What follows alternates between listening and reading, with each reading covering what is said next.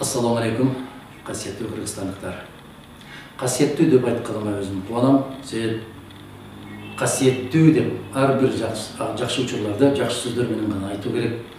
Qasiyetli деп айтып жүрүп, азыр саясатчылардын баары кайрылганда qasiyetli Кыргызстандыктар деп калган. Жакшы сөз ар дайым жаңаша берсин, артыбызга келип, ушул жакшы сөздүн аркасында жашаганды насип эткен болсун. Бүгүн мен сиздерге кайрылуумдун себеби кечеки өткөн шайлоолор. Шайлоо бүттү. Азамат шайланды. Бул шайлануу кыргыз элинин бактысына болдубу, же шоруна болдубу, аны мезгил көрсөтөт. Тарых тараза. Жакын арада биздин тандоо туура болдубу, же кайрадан жаңылыштыкпы, аны аман болсок көрөбүз. Кеп башкада. Кеп шайлоо кандай өттү? Кандай ыкмалар менен өткөрдүк? Мыйзам бузуулар, конституциялык мыйзамдарды бузуулар, булардын баарын четке коелу.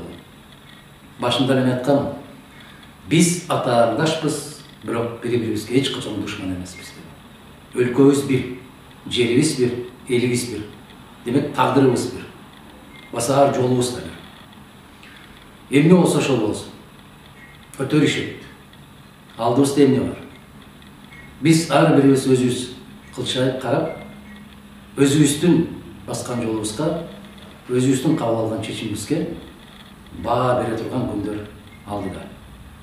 Мына ушундай эбегейсиз чоң күрөш болгондо, напси менен каршы күрөш болгондо, шайтандын азгырыктарына каршы күрөш болгондо, адалдык менен арамдык, тазалык менен караңгылык күрөшүп турган мезгилде үмүт отуңуздарды өчүрбөстөн бизге эбегейсиз чоң колдоо көрсөттүңүздөр. Мен ошол көрсөткөн колдооңуздар үчүн сиздерге баш ийип таазим этип, терең ыраазычылык билдирүү максатында чыгып турам. Үмүтүбүз бар.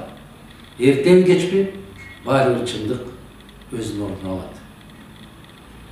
Мына 17-жылкы президенттик шайлоо өткөндө да, 11-жылкы президенттик шайлоо өткөндө да мага сунуш бергенсиздер. Баардык нерсени таштап, кол кабыш кылып, жардамдашып, чогуу иштешкенге аракет кылсаңыз болот деп. Бирок тарых көрсөттү, биздин кабыл алган чечимибиз туура болду. Биз арам иштерге аралашкан жокпуз. Биз жаман иштерге кадам шилтеген жокпуз. Биз Кыргызстандын зыянына иштеп аткан долбоорлорго аралашкан жокпуз. Ошондуктан дагы бир жолу баса берем деп айтам. Ким президент болушу маанилүү эмес.